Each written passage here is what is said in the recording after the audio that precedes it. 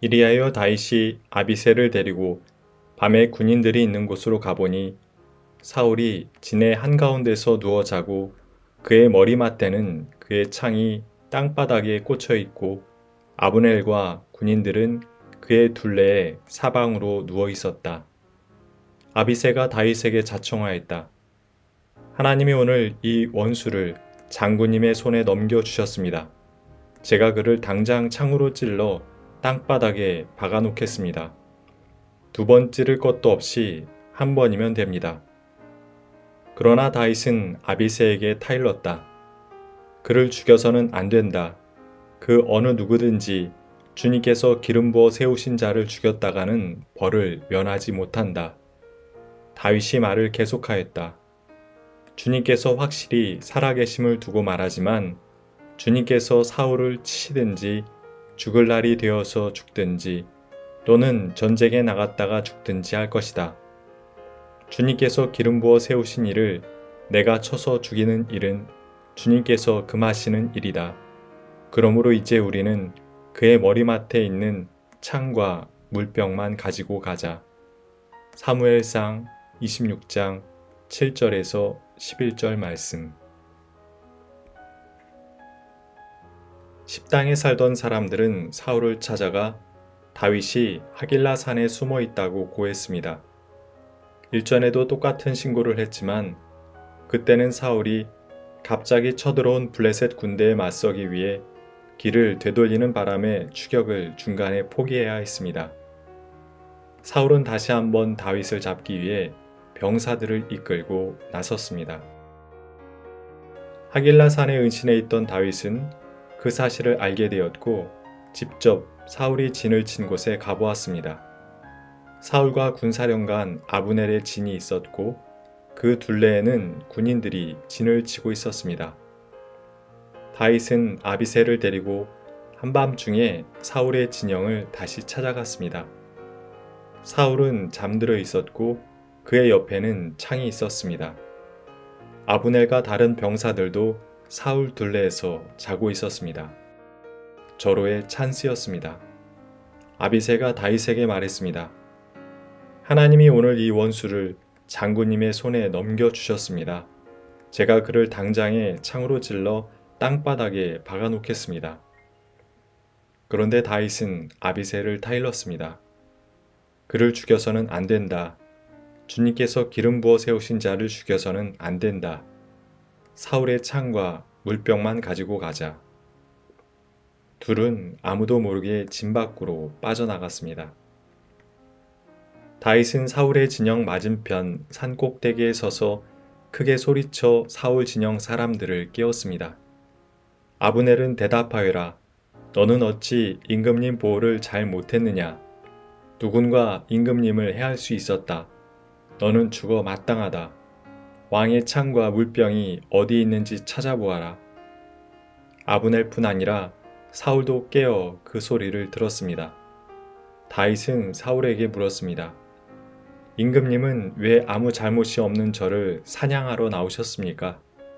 제가 도대체 무슨 잘못을 저질렀습니까? 그제서야 사울은 모든 상황을 파악했습니다. 엔게디 광야 동굴에서 있었던 일과 똑같은 일이 이곳 하길라 산에서도 일어난 것입니다. 자기는 죄 없는 다윗을 죽이려 했지만 다윗은 자기를 죽일 수도 있었음에도 살려주었습니다. 똑같은 일을 반복해서 겪었기 때문이었을까요? 사울은 엔게디에서는 하지 않은 말을 이곳 하길라에서는 합니다. 사울은 다윗에게 이렇게 말해 주었습니다. 내가 잘못했다. 네가 오늘 나의 생명을 귀중하게 여겨 주었으니 내가 다시는 너에게 해를 끼치지 않겠다. 정말 내가 어리석은 일을 하여 아주 큰 잘못을 저질렀다. 사울은 자신의 잘못을 거듭 시인했고 다윗을 이제는 더 이상 해치지 않겠다는 약속까지 해주었습니다. 철학자 강신주는 감정 수업이란 책에서 인간의 감정은 신과 같다라고 말한 적이 있습니다. 사람이 감정에 사로잡히게 되면 그 감정은 인간의 제어를 넘어서서 오히려 인간을 지배하는 힘을 갖게 되기도 합니다. 사울도 승전 후에 이스라엘 여인들이 사울은 1000명을 죽이고 다윗은 10,000명을 죽였다라고 노래할 때만 해도 약간 기분이 나쁜 정도였을 것입니다. 그런데 그 감정이 시간이 지나며 커다란 시기와 미움으로 자랐고 언젠가 다윗이 자기의 왕권을 빼앗아갈 수도 있다는 두려움으로 자랐습니다. 결국 사울은 그 악한 감정에 사로잡혀 다윗이 자기의 충성스러운 부하이며 사위라는 사실도 잊어버리고 오직 다윗을 제거하는 데만 몰두하게 된 것입니다. 다윗도 사울에 대해 안 좋은 감정을 가지고 있었을 것입니다.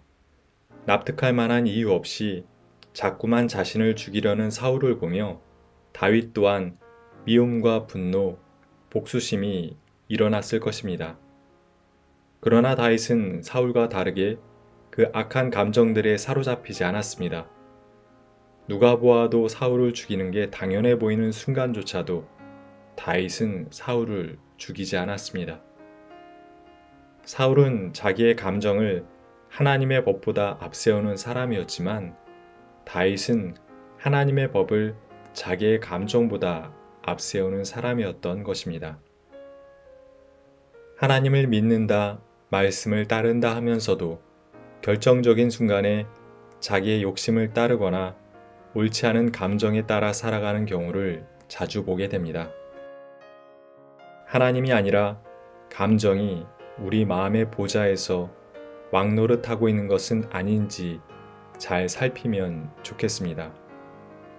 사울은 그 옛날 불운하게 살다간 이스라엘의 왕이 아닙니다. 하나님의 바른 뜻을 단단히 붙들지 않고 우리의 감정만을 앞세우며 살아갈 때 우리가 사울이 될 수 있음을 잊지 말아야 합니다. 하나님, 사울과 다윗 이야기를 통해 우리의 모습을 돌아보게 하시니 감사합니다. 우리는 그동안 쉽게 사울을 욕했지만 정작 우리의 모습은 다윗보다는 사울에 가까웠습니다. 감정에 휘둘리지 않고 하나님의 말씀을 굳게 붙들고 바른 길을 가기보다는 우리의 감정을 하나님처럼 여기며 그릇된 길을 갈 때가 많았습니다. 주님, 우리로 날마다 사울의 길을 버리고 다윗의 길을 선택하게 도와주십시오. 아멘.